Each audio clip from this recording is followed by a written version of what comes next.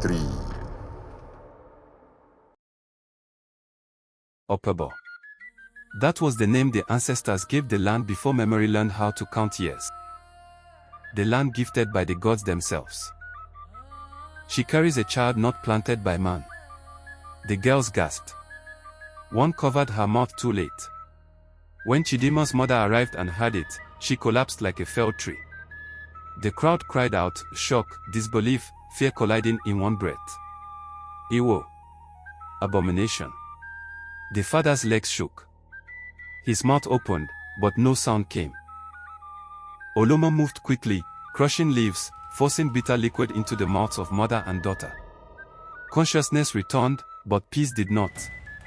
Chidinma awoke to sorrowful faces, eyes that no longer admired but judged, whispered names that burned. At home, the questioning began. Her father's voice cracked like dry wood. Who did this?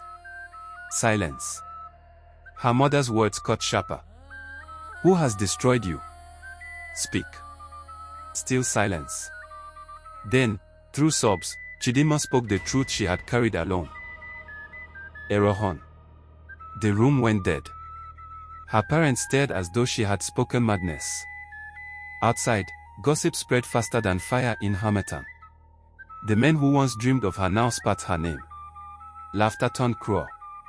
Love cuddled into mockery. The elders gathered. 7 days. 7 days before exile. Chidinma grew thin. Sleep abandoned her. Food turned to ash in her mouth. Her father's spirit bent under confusion, until desperation drove them beyond Oppobor, to Okuba, to the seer who saw what others feared to see. The seer did not ask questions. He smiled. The child speaks truth, he said calmly. The gods have planted what men could not. Hope tried to rise, but Oppobor strangled it. When the elders heard, they laughed. Insulted.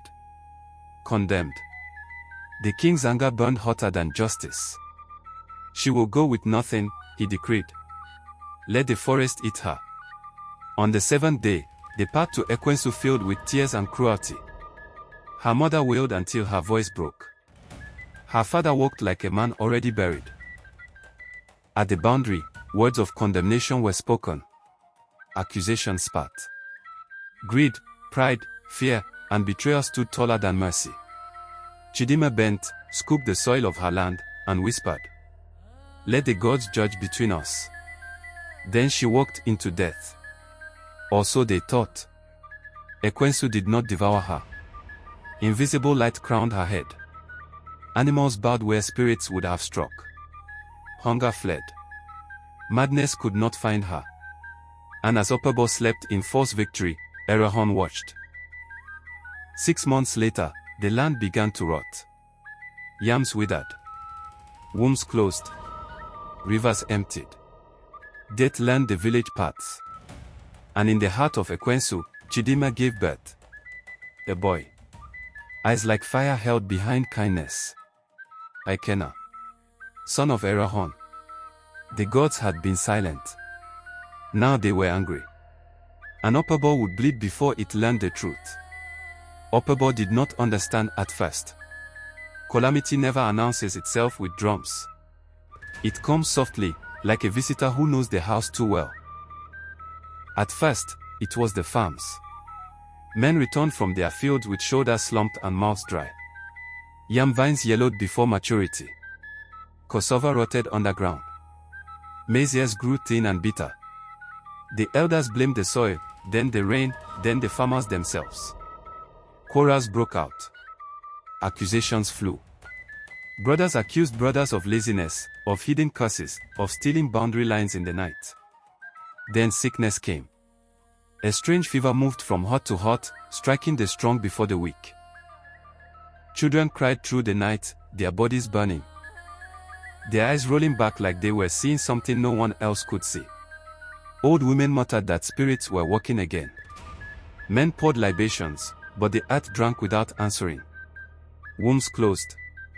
Women who had never known barrenness sat weeping on mats, counting moons that came and went without blood or life. Goats miscarried. Chickens laid eggs that cracked empty. Dogs howled at nothing. The rivers shrank. Fishermen cast their nets and pulled out wheat and bones. The streams whispered instead of sang.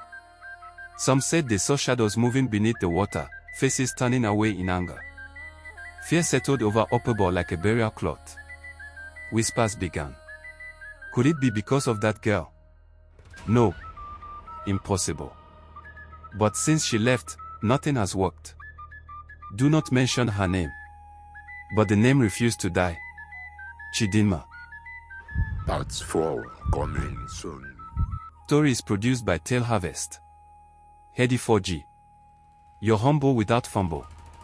From Mary Pio. Please help us subscribe, like, and comment on this channel in order for you to get fresh updates.